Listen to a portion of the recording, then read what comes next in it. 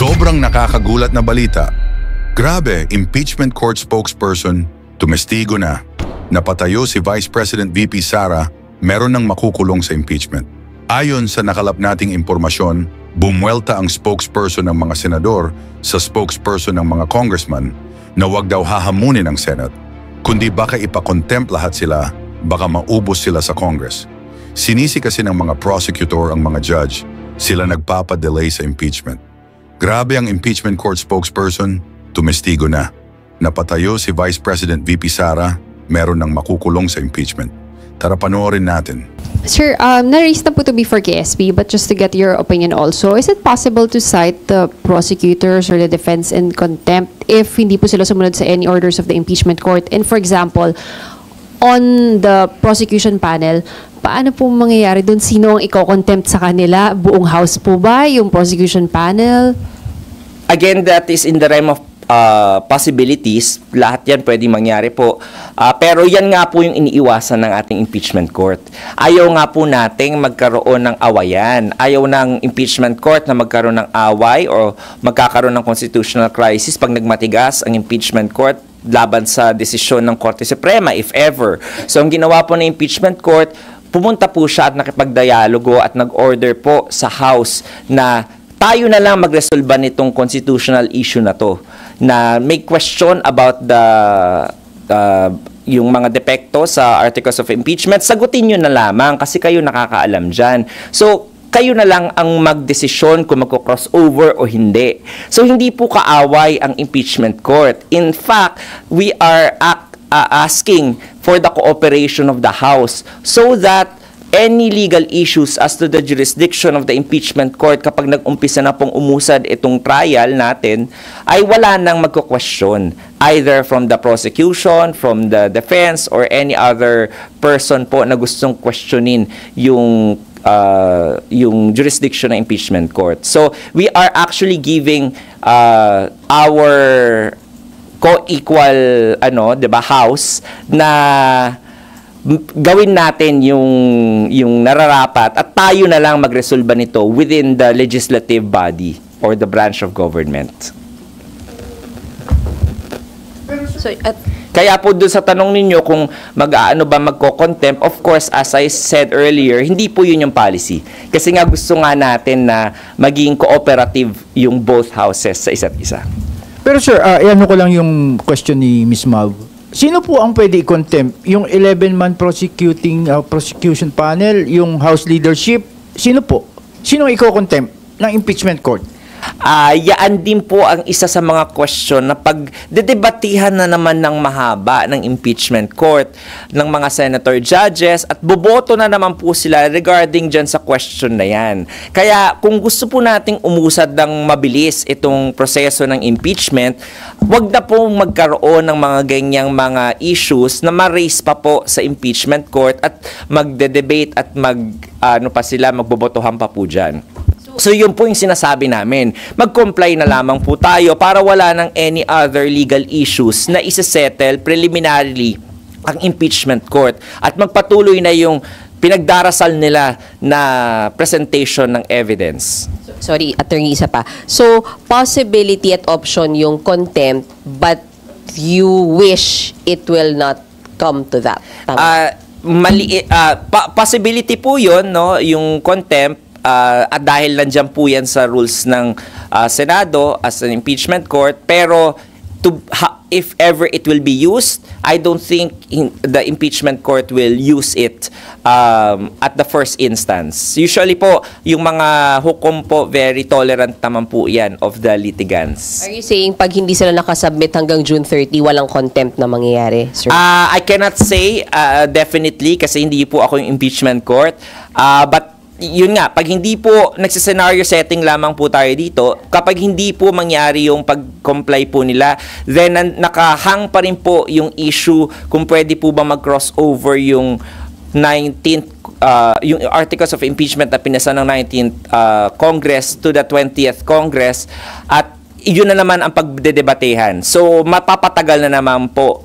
Plus, the possibility po na may mag-question na naman po kung ba't hindi sumunod at magkaroon ng motion for contempt. So, ayaw na po natin magkaroon ng mga ganon. Kaya ang pinakamadaling proseso po na gagampanan ng ating House of Representatives at yung House Prosecutors ay sumunod na lamang po sa compliance para magpatuloy na po yung proseso. Sir, still about Attorney Bukoy, sa press con kahapon sinabi niya hindi na kailangan ng affirmation ng 20th Congress dahil nakalatag naman yung articles of impeachment. Yun muna, sir. So wala nang kailangan daw na reso for affirmation ng 20th Congress. Yun yung pananaw nila. As you can read the order of the impeachment court, ang nakalagay po doon, technically, no, hindi talaga siya affirmation or attestation. Ang nakalagay lamang po doon, communication from the 20th Congress. But how does the 20th Congress officially communicate to the upper house, which is the Senate acting as an impeachment court? Of course, this should be the formal communication that we're used to, such as the passing of a resolution or however it is that they want to do it. Like, for example, file again signed resolution from all of the majority of the House of Representatives congressmen. So these are the official communications that has been for them to comply, and the impeachment court has been waiting for. So all of these things we have been waiting for them to do, but instead of doing what they said they would be doing, they have instead spent their energy criticizing the impeachment court. And this is the first time that I have seen litigants question the court. And for lawyers like us, and I know the new spokesperson, Attorney Bukoy, is a very experienced litigator as well. So I suggest that they just spend their energy to doing what needs to be done, what needs to be filed, as they say that they will file, and instead of attacking the credibility of the impeachment court. But the 20th Congress, of course, we need to wait for the creation of the 20th Congress until it is born. So you stand by kailangan? It's up to them whether or not to comply or not. But again, this is the order of the impeachment court, and any lawyer worth his salt and any litigant for that matter should comply first before you complain. Sir, sabi niyo 7 days has passed, wala silang nasasubmit sa inyo, and particularly there is a need to refile notice of appearance. So are you saying sila yung nagdadrag, sila yung nagpapatagal dahil hindi sila nagsasubmit pa ng kahit ano? As I said, actions speak louder than words, at sa aming mga abogado, mas matimbang po ang ebidensya kesa sa mga salita. So tingnan na lamang po natin ang ebidensya. Ano po ba ang kanilang mga na-file na? Kahit po yung pagpapareceive nung ordinary notice of appearance lamang po ng depensa ay hindi pa po nila na-receive. Kung prepared na po sila mula pa ng Pebrero, katulad ng sinasabi ni Presiding Officer na what we have to do during this interim time that we are waiting for the convening of the court is to prepare. The Senate has already prepared for these matters. That's why merong nag-receive nung entry of appearance ad coetam nung defense lawyers. Pero sa kanila po, kahapon na itanong sa kanila kung bakit hindi ni-receive, imbis na sagutin po nila, hindi po nila sinagot. Dinivert po nila yung attention at sinabi na wala namang epekto o wala namang ganong mabigat na prejudice na mangyayari kung hindi nila i-receive. Kung ready po, dapat na i-receive. Dapat may opisina na itinalaga para mag-receive po. So it seems na hindi po yung impeachment court yung unprepared. Sir, isa na lang from me. Attorney Bukoy pa rin, sabi niya kung makikita raw ng dating komposisyon ng Senado, yung ginagawa ng Senado ngayon, ikakahiya daw. Iba yung komposisyon noon, umaani ng respeto, walang patotsada. Ngayon yung actuation nila, maraming patotsada.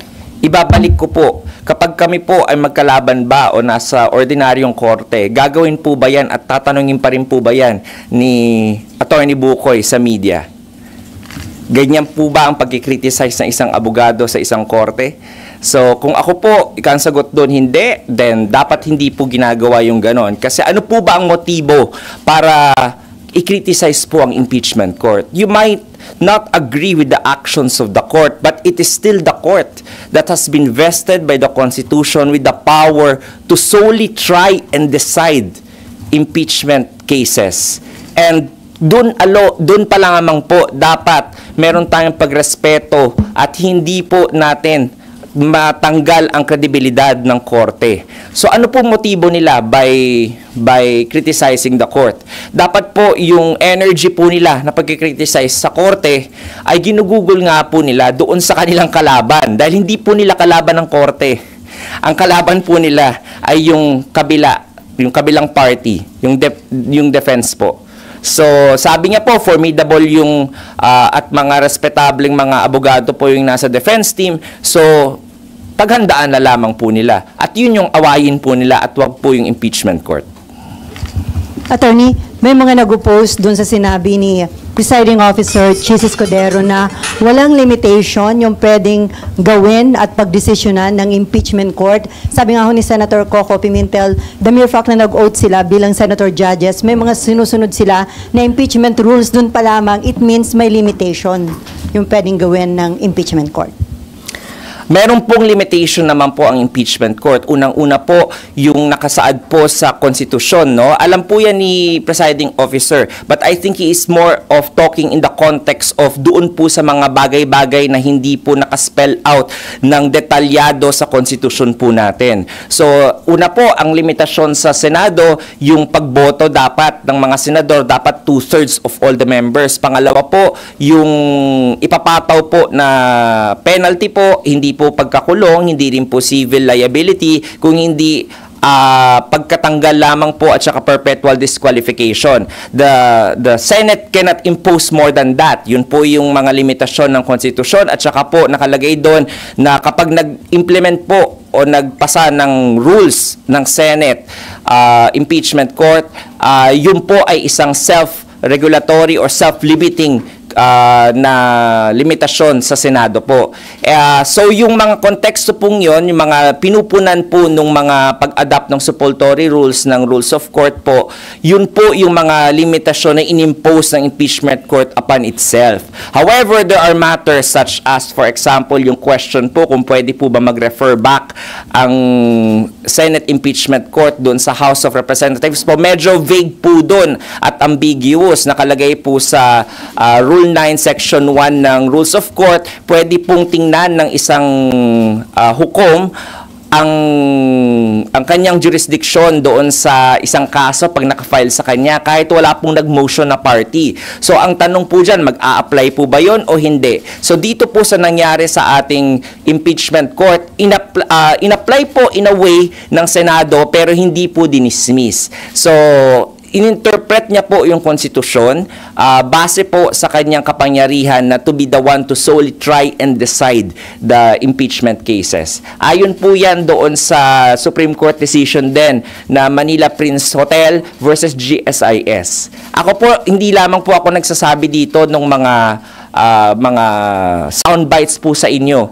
Kasi po bilang abogado rin po, kailangan po namin na ipaintindi rin sa sambayanan kung ano po yung mga legal na basehan. So part of our duty as spokesperson bilang abogado po is not to just na magbigay po ng PR statement sa inyo, pero mag-educate din po kung ano po yung legal basis. So you're saying, attorney, na hindi general yung naging statement ni SP Chis na walang limitation yung kayang gawin at pagdesisyonan ng impeachment court? Yes po. Ang ibig po niyang sabihin doon, for those na ambiguous and vague, doon po walang limitation na i-interpret po ng Senate as an impeachment court yung kanyang kapangyarihan. Ayon nga po doon sa Supreme Court case na yon ng Manila Prince Hotel versus GSIS at saka po yung sinusundan natin na persuasive na US case na Nixon versus US po. Last na lang, si former Senate President Juan Ponce Enrile, now Presidential Legal Advisor, meron ho siyang advice sa Senator Judges once na mag-full swing na yung impeachment trial. Sabi niya, with due respect to them, my first advice is to keep quiet and then go to the session hall during their trial, sit down and listen to the proceedings, listen to the presentation of evidence. So, may plano ba si SP Chis bilang presiding officer na i-advise din yung mga senator judges ng ganito? I think for the meantime po, no, hinahayaan nga po yung malayang paglalayag ng mga opinion ng mga senator judges kasi wala pa po tayo doon sa merito ng kaso. Pero nakalagay po doon, tama po si Senate President, former Senate President Enrile, na meron po talagang ganong basehan sa Senate rules, which is yung sinasabi ko pong Rule 18 po ng Senate rules. And when I confronted the presiding officer at the time about that rule, sabi niya po, wala pa naman tayo doon sa presentasyon ng ebidensya at nandun pa lamang tayo sa mga preliminaries na tinatawag. So, I think for the meantime po, okay lang po para mapagdiskusyon nating lahat kung ano po yung mga interpretasyon ng Senado at saka ng mga constitutionalists at saka mga legal framers about mga ambiguities po sa pag-exercise ng Senate impeachment court ng kanyang kapangyarihan. So, Attorney, kapag nagkaroon na ng impeachment trial, possible na may obligasyon si SP Chis bilang presiding officer na mag-impose ng gag order? That is always a possibility. Kaya rin po, for the first time po, no, I tried to research yung tanong nyo kung ako ba yung unang spokesperson ng impeachment court. Parang opo, no? So, by doing that, by appointing me as the spokesperson, para malamang po, doon po tayo papunta sa pag-i-implement po ng Rule 18. But of course, it's up to the presiding officer at that time. We can only hazard a guess as of now. Pero we will cross the bridge when we get there pag nag-umpisa na po yung pagpapresenta ng mga ebidensya. Thank you, Attorney. Hi, Attorney. Sir, coming off from former SP Enrile din, he said sa interview na the Senate is supposed to do its job with reasonable speed for the Constitution says forthwith. Anybody can understand that English word and they did not do it. They tarried, they dilly-dallied. Your reaction lang po. Sabi nga ng presiding officer, nandun pa rin kayo sa forthwith. Pero ako po, the opinions of different lawyers, makikita niyo po, kaya kaming mga lawyers hindi po kami nagkakasundo, di ba? Kagad-kagad kasi nga iba-iba kaming opinion. And we have big personalities to argue about all these little things that ordinary people will not argue about. Pero para po sa kaalaman ng sambayanan, yung paggalaw naman po ng Senado ay hindi po unreasonable delay. Meron na rin pong mga Supreme Court decisions ang ating Philippine Supreme Court at na hindi na kinakailangan po ng construction or interpretation na ginagawa ng ating mga constitutionalists pati ni former Senate President Enrile yung about sa forthwith. Sinabi po doon sa ito mabobore na naman kayo kasi cases to, no? Sa Fisher versus Ambler, sa Manila Masonic Temple versus Alfonso, at saka sa ano pa yung isa ba? Basta may isa pa akong case basta versus Antolz, no? Yun yung mga cases na pinagbasehan at ni-research din po ng ating legal team dito sa Senate Impeachment Court na meron na po na desisyon ng definisyon ng forthwith at ito po ay without delay. Sinabi rin po ni dating Justice Ascuna na dalawa po ang ibig sabihin ng forthwith. Yung unang-una po ay immediately at yung pangalawa po ay without delay. So, ang sabi niya po nung ginagawa yung konstitusyon, maaaring pumasok na po doon sa pangalawang definition which is without delay. Ito rin po yung kinatigan ng Korte Suprema doon sa tatlong kaso na yon. Mamaya ibibigay ko sa inyo yon para ma-cite nyo dyan sa inyong Sir, isa pang sinabi po ni former SP Enrile, yung pag-return is improper and unparliamentary. Reaction lang din po. Very po yan, no?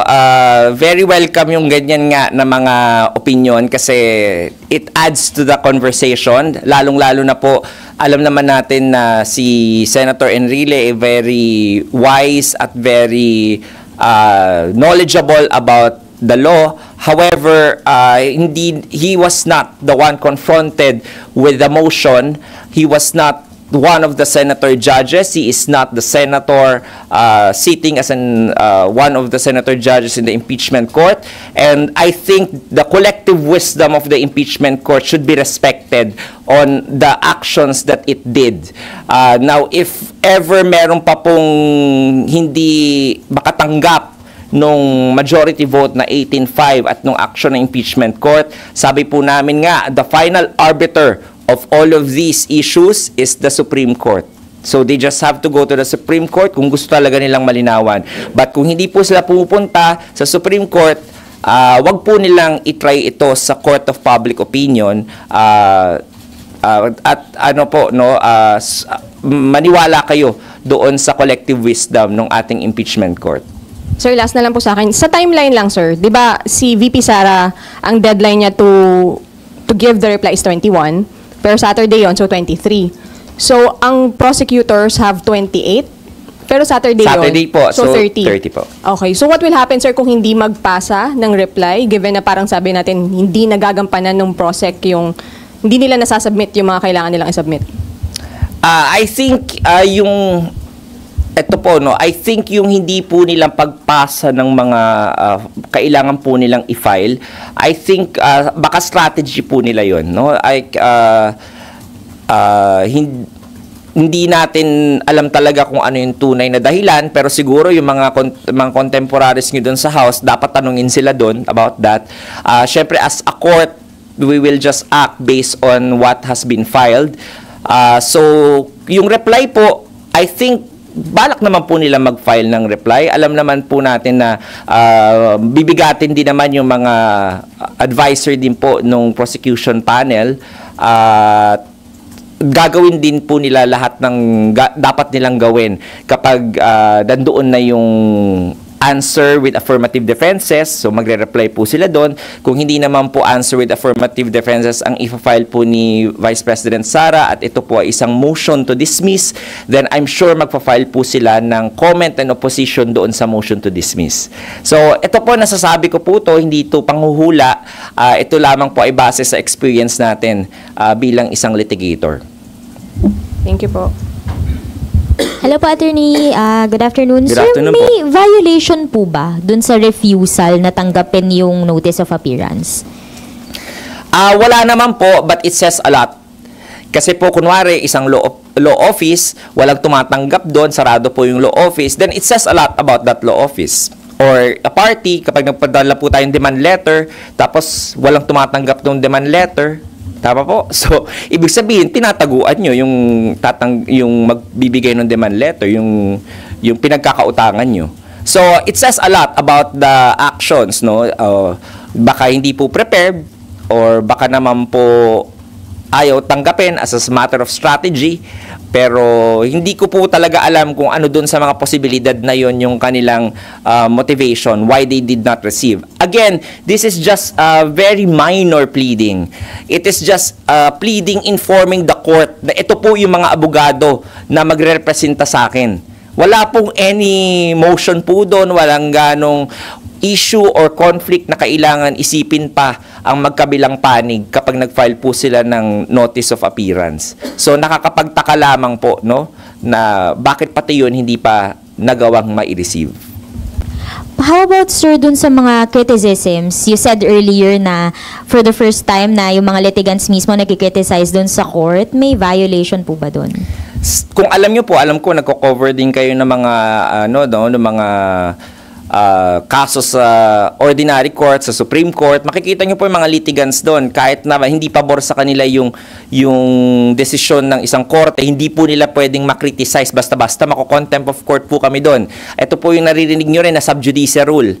At yun po usually yung gawain ng isang litigant. Siyempre, ikaw nahaharap sa korte, ayaw mong magalit sa iyo yung mga hukom. Nakita na po natin yan nung panahon ng impeachment case ni former Chief Justice Corona. 'di ba, na papagalitan yung mga prosecution panel ni la Senator Miriam Defensor Santiago. So hindi ko po malaman kung ano po yung nasa isip nila na pantay po ang impeachment court doon po sa mga litigants.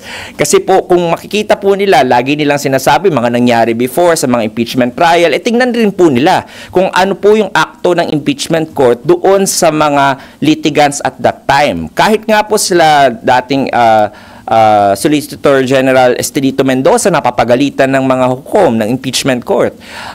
So patas lamang po ang pagtingin ng impeachment court sa mga litigants, pero hindi po nakakataas ang litigants sa impeachment court. So at this point, attorney, ano po yung pwedeng magawa ng impeachment court doon sa mga ganong criticisms? Sabi nga po natin, no, for the meantime, medyo liberal ang ating impeachment court, ang ating presiding officer, hindi naman po niya balak na gamitin ang lahat ng kapangyarihan para kastiguhin yung mga hindi nagrerespeto sa impeachment court. Although the power is always there. But if ever it will be used, for the meantime, I don't think it will be used. Sir, yung bang decision na kung matutuloy sa trial, dependent on the commitment na ibibigay ng the House, can the impeachment court proceed with the trial even without the participation of the prosecution? And then you decide based on kung hindi sila nag-present na anyway, the complaint has been transmitted to the court anyway. Hindi ko po alam kung ano yung gustong i-test din ng House of Representatives o House Prosecutors. Of course, ayaw nga po natin magkaroon ng ganong issue pa. Kaya the easiest way for the trial, for the presentation to already happen is pag mag-comply po. However, the impeachment court never lost its jurisdiction in trying the case. It will just settle the questions or the issues that has been raised during the first session of the convening of the court. So para mapadali po ang proseso at wala nang any debates at issues at question as to the jurisdiction, kaya po ganun ang gumalaw ang impeachment court para isettle na lamang po ng House na sila na lamang po ang mag-determine na pwede nga po mag-crossover. Pero wala bang constitutional basis for the impeachment court to proceed nga even without the participation of the House prosecution team? In the case na hindi makapagbigay sila ng commitment that they will pursue the case. We are going into the realm of possibilities po, and we are going also in the realm of first impression, first time pong mangyayari yon. So I cannot hazard a guess how the impeachment court will act by that time. Pero kung ganun po ang mangyayari, walang House prosecutors na pumunta at wala nang magpresenta nung articles of impeachment, then I think pagbobotohan po ulit ng impeachment court how they will go about it without the participation of the House prosecutors. Pero of course, this is antithetical dun sa kanilang sinasabi na gusto po nila magpatuloy at handa sila. So, kung susundan po natin yung sinasabi po nila, at of course, sabi rin nila na may presumption of regularity rin sa gawain nila, then we have to believe what they say, that they are na porsigido po silang i-prosecute yung kanilang initiate na articles of impeachment. Yung nagsasalita po kasi ngayon ito bibigay ng commitment in 19th Congress. Tama po. And ang ini-expect po natin is from the 20th Congress. Tama po. So we don't know for sure kung the same pa rin yung nila. Tama po. Kaya isa po yan. Pero as I said sa mga interviews po natin, no, the actions of the impeachment court is actually to forestall any questions as to the jurisdiction once that the process starts rolling. So, yun po yung intention lamang ng impeachment court para wala na mag-question. O kung may mag-question man, papasok na po siya doon sa tinatawag natin political question or yung non-justiciable issue. Dahil po kapag official action po ng Senate o ng House ang mapunta sa harap ng Korte Suprema at natanong, usually po nirerespeto ng Korte Suprema kung ano yung official acts po ng Senate at ng House in the exercise of their powers that has been exclusively given to them. Yun po yung political question.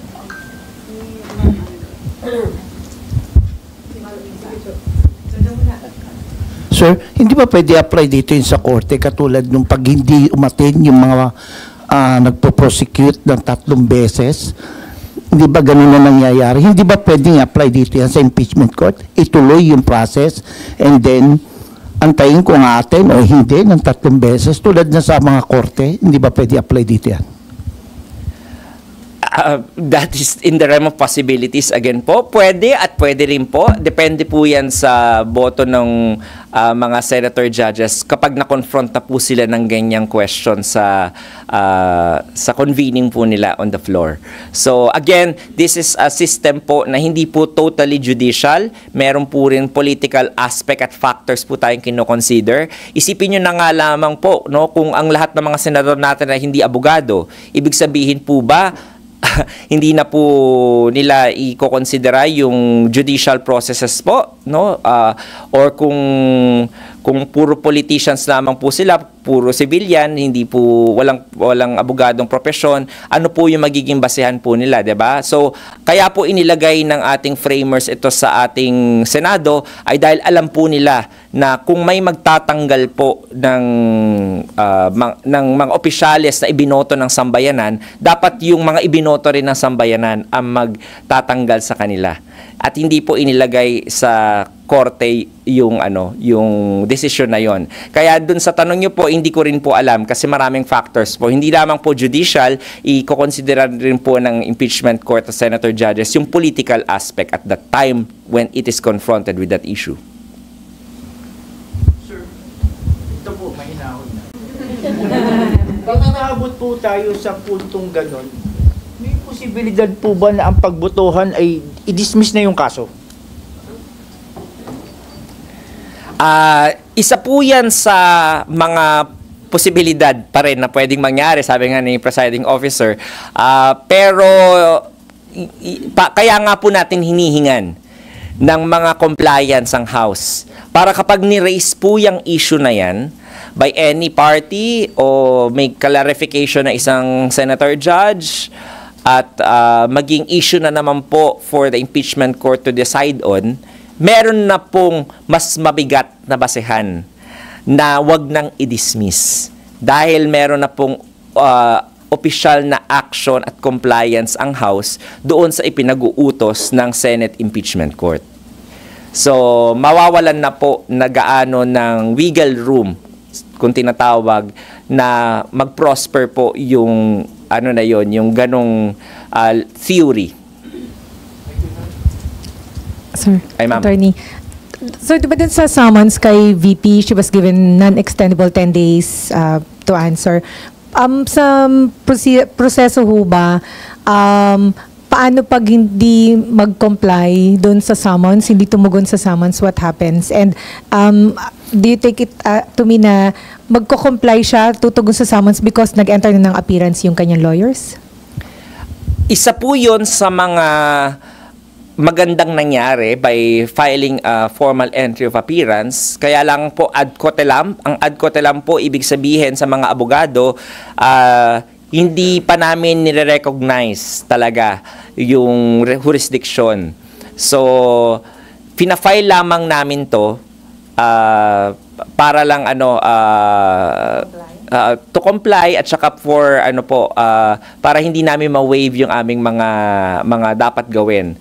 So yun po yung action na ine-expect natin from the defense by filing an ad cotelem appearance na magfa-file po sila ng either answer with affirmative defense questioning the jurisdiction or a motion to dismiss the case for lack of jurisdiction.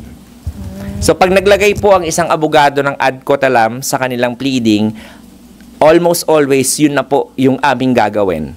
Ka-questionin ang jurisdiction. Which I think also is in line with the petition na i-file po ng Vice Presidente sa Korte Suprema questioning the continuing process of impeachment against her. Isa yun sa mga issues niya. So ayaw niya pong mamut at mabaliwala yun. Kasi pag nag-subject na po sila sa jurisdiction ng impeachment court, wala na pong i-decidean ang Korte Suprema. So, para po makasiguro sila na hindi nila mabaliwala yung kanilang hinihaing petisyon at hindi rin nila ma-waive yung mga gusto nilang gawin dito sa impeachment court, ay magpa-file po sila ng ad cautelam appearance at possibly motion to dismiss or answer with affirmative defenses. So, kasi panay realm of possibilities naman kanina. So, what happens kung... Medyo mataas po yung posibilidad na ganun. Based on experience po. Para po yung parang equation po yan sa ang ating litigation process. Parang equation po. Pag sinabi mong 1 plus 1, alam mo na kagad na 2 yun. Okay. So, ganun din po dito. Pag nag-file ka ng ad cautelam, alam mo na kagad na yun yung possible na tactic ng depensa. Okay. Pero, what happens kung hindi sumagot sa summons? Can they choose to keep silent po? Nakalagay po sa Senate impeachment rules na magpapatuloy pa rin po ang impeachment process kahit na hindi po sumagot, hindi mag-file ng answer.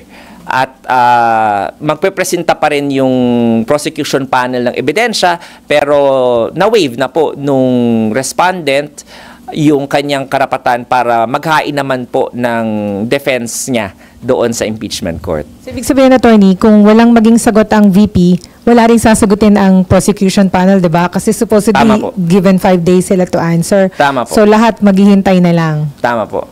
Pero as a litigant po, as a litigator, ako as a lawyer, no, mag-ahahain ba ko ng motion to dismiss? Kung ayaw kong sumagot doon sa specific na mga complaint sa akin, paghahain ako ng motion to dismiss. Para po in line yun with the petition for certiorari na at prohibition na final sa Korte Suprema. Kaya sabi ko nga po sa inyo, parang equation lang po yan. 1 plus 1 is equal to 2. Doon na po tayo papunta. At matatake. Kaya mas exciting yung i-cover nyo next week. Kaya hindi na kami yung kalaban ng House next week. Pag nag-file na yung yung defense. Thank you, attorney. By the 23rd, Monday. Kapag po nag-file ng motion to dismiss the case for lack of jurisdiction, ano na po magiging proseso next? Sa trial na po ba yun sa trial po ba yun gagawin? Paano po? Tama po, dahil may nakahaing motion po sa impeachment court, so sa susunod na proseso po, ang mangyayari dyan is ireresolba ang motion to dismiss. So magkakaroon na naman tayo ng diskusyon kung pwede po ba o hindi pwedeng i-dismiss ang isang articles of impeachment. So we will just cross the bridge when we get there and let the impeachment court decide on that matter. But yun pong, una po, yung pag-file po ng motion to dismiss, kailan po nila pwedeng gawin? Within the 10-day non-extendable time to file the answer. Pero yung pag-resolve po noon, kapag po nag-resume na yung, or nag-open na yung trial? Yes. So, possibly by the 28th. Kasi isipin nyo yung timeline. The House prosecutors will end their term on June 30. So by that time, walang House prosecutors. Okay? So, kailangan mag-file o mag-appoint again ang House ng mga bagong House prosecutors kung sino yung tinatalaga ng 20th Congress. Kasi for all intents and purposes, patay na yung 19th Congress pag lumipas na ang June 30. So, yung yung 20th Congress na. Pero paano nila magagawa yon? Yung pag-appoint ng bagong House prosecutors on 20th Congress. It's through the official act, again, of the Congress, which is through a resolution by a majority vote of the members. So, ang sinasabi po ng impeachment court, since gagawin nyo na rin naman yan, isabay nyo na yung certification o yung communication ninyo na ratifying the articles of impeachment initiated by the 19th Congress para mag-crossover sa 20th Congress. So yun lamang po yung intention ng impeachment court. Attorney, isa na lang sa akin. Yung June 30 po, ano ang dapat i-file ng prosec noon? Yung sagot sa yung attestation na wala silang nilabag? Yung by June 30 po? Yes, yes. Magpa-file po sila ng reply doon sa answer. Kasi po yun yung 5th day kapag nag-answer po yung respondent. Kapag hindi po nag-answer at nag-file po ng motion to dismiss, ang ifa-file po ng prosecutor ay comment and opposition to the motion to dismiss. Pero yung attestation na hinihingi ninyo, hindi siya hanggang 30 lang. Hindi po. Anytime they Pero syempre, dapat ma-file po nila before 30. Kasi nga po, sila po, yung 19th Congress po, yung nag-resolve po noon. So, ang kailangan mag-inform din po sana is the 19th Congress. Pero if hindi nila ma-file by 30, wala namang punishment. I don't think so na magpa-punishment. Kasi nga, again, nandyan naman po yung resolution and we welcome the compliance by the House of Representatives. It's just a matter of the formal informing the court of that official act of Congress po. Attorney, may nagpapatanong lang. Nabanggit kasi ni Senator Coco Pimentel na hindi siya pabor dun sa mga suggestion na questionin nilang sa Korte Suprema ng mga hindi nagsasabing mali yung ginawa ng impeachment court na pinabalik sa Kamara yung articles of impeachment kasi pwede daw yung trap at maaari daw yung makadelay pa sa impeachment process at maaring ma-divert yung attention doon sa kaso sa Korte Suprema sa halip na ma-focus yung attention doon sa main issue yung ang impeachment case against BP Sara. Would you like to comment on that, sir? Malaya naman pong gawin ng kahit sino ang gusto nilang gawin, whether mag-file po o hindi. Ang sinasabi lamang po ng presiding officer, tsaka po natin, na hindi po dapat sa Court of Public Opinion ini-air out yung mga ganyang mga hinaing. Kung talaga pong gustong magkakuha ng sagot, kung ano ba yung tama o mali na ginawa ng isang branch of government, ay kailangan po umakyat sa Korte Suprema. Now, kung ano po yung end goal ng pag-akyat nyo sa Korte Suprema, yun na lamang po yung kailangan nilang magtuos sa kanilang konsensya. Ano bang epekto nun? So, maaaring tama po at maaaring mali rin po yung view na yon ni Senator Judge Coco Pimentel. But it is up to them po. But sabi ko nga po, any lawyer worth his salt will avail of those remedies if they really feel aggrieved by the actions of the court. Pero tama nga, pwedeng makadelay at mapapaboran daw dito si BP Sara.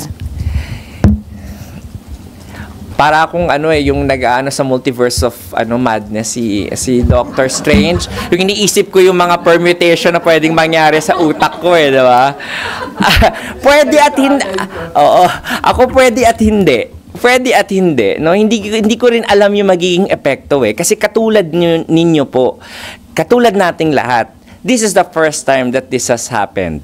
So, nag-aaral din tayo. Sabay-sabay nating first time ma-experience yung gantong pagko-crossover at yung gantong mga issues po na hindi po kinonfront ng previous impeachment courts.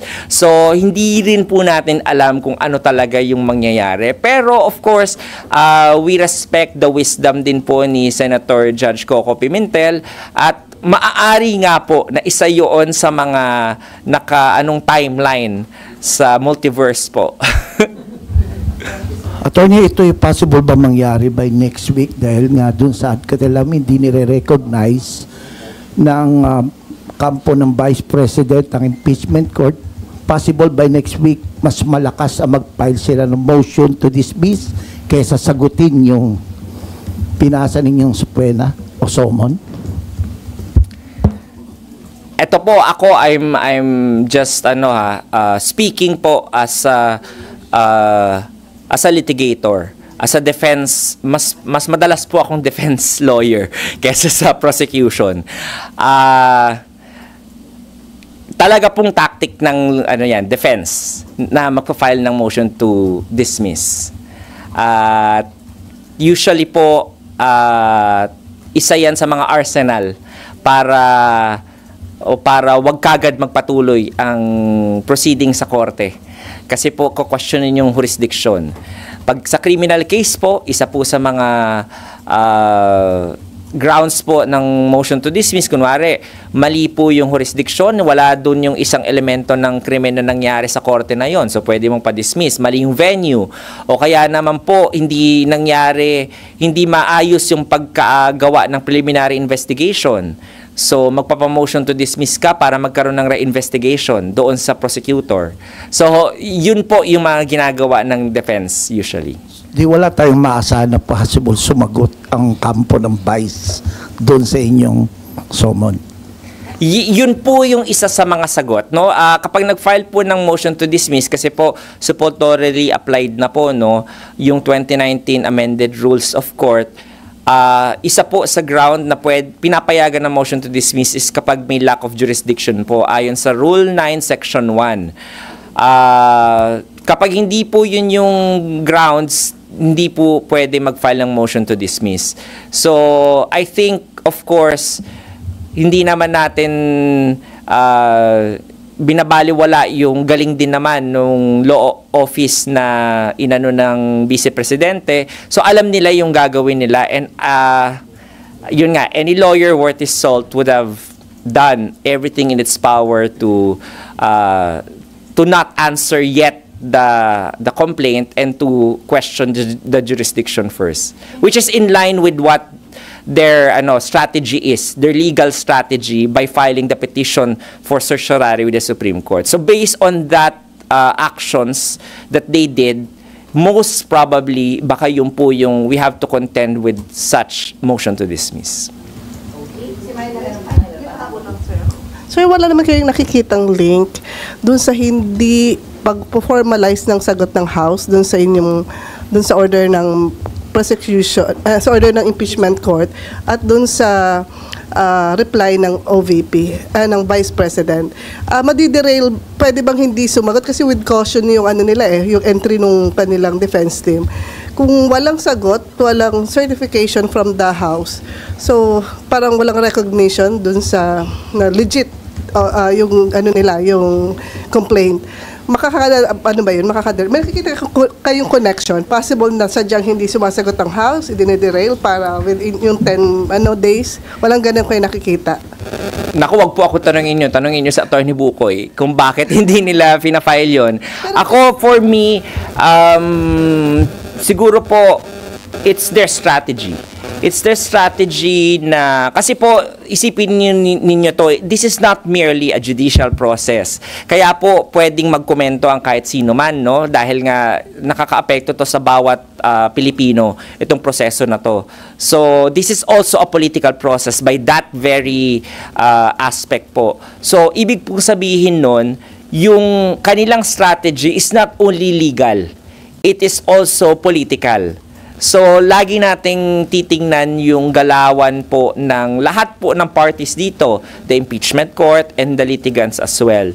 Na yung nangyayari po sa courts usually, hindi po yun natin maaasahan na mangyari lahat dito sa proseso ng impeachment kasi nga may political aspect, may political factor. So yung pagde-delay po nila, pagtanungin nyo sila, baka strategy po nila yon. Baka hindi po legal strategy, baka po political strategy. On that matter, I don't know. I cannot hazard a guess kasi po sa utak na po nila yon. Wala po akong personal knowledge kung ano po yung nasa isip nila. Pero hindi sir pwedeng sabihin na basis ng defense team yon para mag-reply sila doon sa 10 days. Hindi pwedeng gawing basis yung action ng House, yung ina-action ng House. Ang hirap maging Doctor Strange. Niisip ko rin no? Magandang tanong yan, no? Pero I'm sure baka that's one of those things na kinokonsidera ng defense.